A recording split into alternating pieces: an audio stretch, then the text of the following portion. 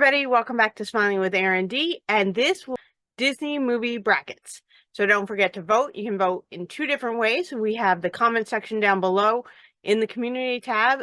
There will be a spot to vote there as well. Do not forget to vote. We're going to talk about 101 Dalmatians. Hint, hint, this is one of my favorite movies. 100 Dalmatians starts with these two dogs, Pongo and Perdita, and I will mispronounce their names a lot through this review, so I'm sorry. But they each have an owner, and they make their owners fall in love so that they can be together. And then it's really cute. I love the scene in the movie where Perdita's is having the puppies, and Pongo is kind of pacing with his owner, and they're just out in the hallway while all the girls are running in and out, waiting for Produce to have the babies. It's really cute. And then sadly, one of them doesn't look like they're gonna make it, but they hand the little guy who looks like he's gone to Pongo's owner, and he's just rubbing him, and then he comes back to life, or wakes up, as I like to say.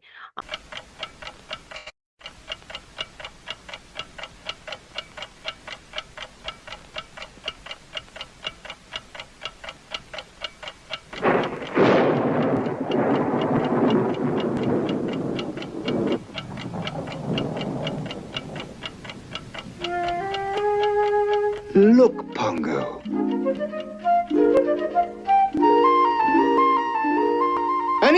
So that's really cute. I love the love story, and I love the family dynamic. There is an evil person in the movie, like any good Disney movie. We have Cruella de Vil. Cruella sees the puppies, but is disappointed because there's no spots on the puppies. And then everybody explains they don't get their spots until they get older, and so she wants to write a check, and she wants to buy the puppies, but she wants to make a coat out of the puppies. Ugh. So then we see her kind of come up with a plan to kidnap the puppies, and she does with her two stooges, and they go off into this like mansion, very beat up mansion, and she's stolen the puppies.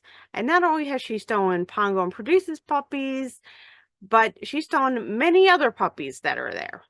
And then Pongo and Produce, they go off on this mission, and all these other dogs help them find the puppies and get them.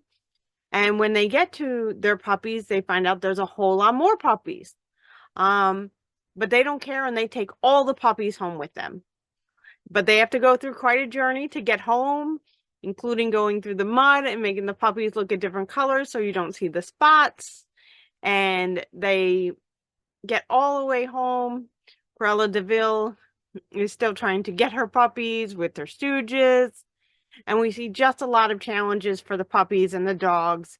But in the end, all the puppies, all of them, 101 of them, are back home, and they are all adopted by this family in this little tiny house, and is amazing. And I love the love story, and I love the family dynamic, and I love that not only the puppies born to these dogs were theirs, but all the puppies ended up being theirs. And it's really about being a father, and a true father doesn't mean that they have to be blood.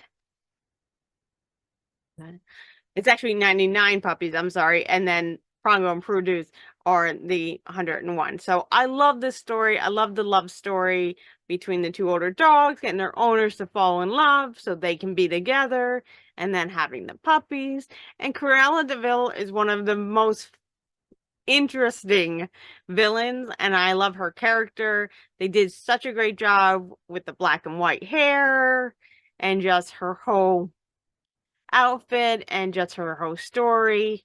And even the Stooges, who you have to dislike because they're the bad guys, are interesting and fun to watch. The whole story about everybody helping these dogs get rescued so they don't die and become a coat is amazing, and I love the story, and I hope that you do too.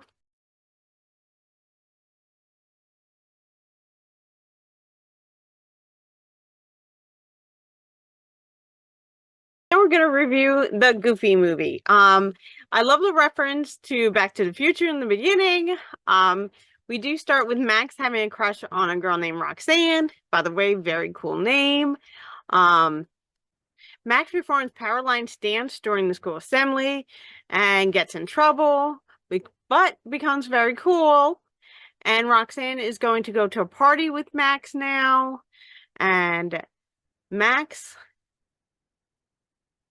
And then Goofy finds out about Max getting in trouble and worries about Max. Of course he does. He's a father.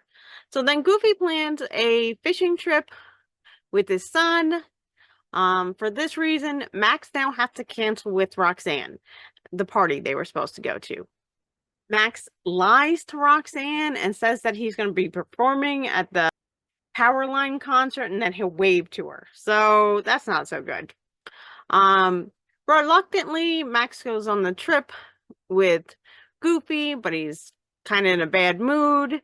Goofy's trying to make him happier, so he's trying to let him be in charge of the navigation and the stops they're making on the way to Lake Destiny. By the way, very cool name for a lake. Also, Max does something very sneaky.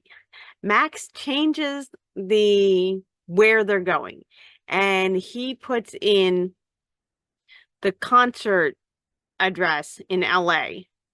And while they're on the road trip, then Max and Goofy start to get along and they're having fun on the stops. And then, sadly, but not sadly, Pete overhears Max and now he knows that the destination has been changed. So then Pete has to do the right thing and tells Goofy. Goofy and Max blow up, have a huge fight. But the fight ends up where Max tells Goofy everything that's going on. And they finally have a breakthrough in the relationship, a real breakthrough. And because of this, Goofy helps Max. He even gets Max on stage at the concert, which how cool is that? When everything is done, then Max has to go back and tell Roxanne the truth. And because of this, or just because they like each other and they're teenagers, they finally get to go on their date. So that is my review of the Goofy movie. There is a lot more to the movie. Definitely check it out. It's on Disney Plus. It's a fun movie. I hadn't watched it in years. Watched it since I was a kid. Great movie. I definitely left out a whole bunch of interesting parts. So go check the movie out and let me know what you think.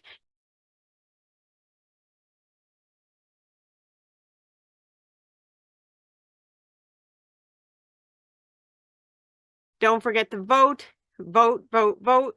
Comment section and our community page.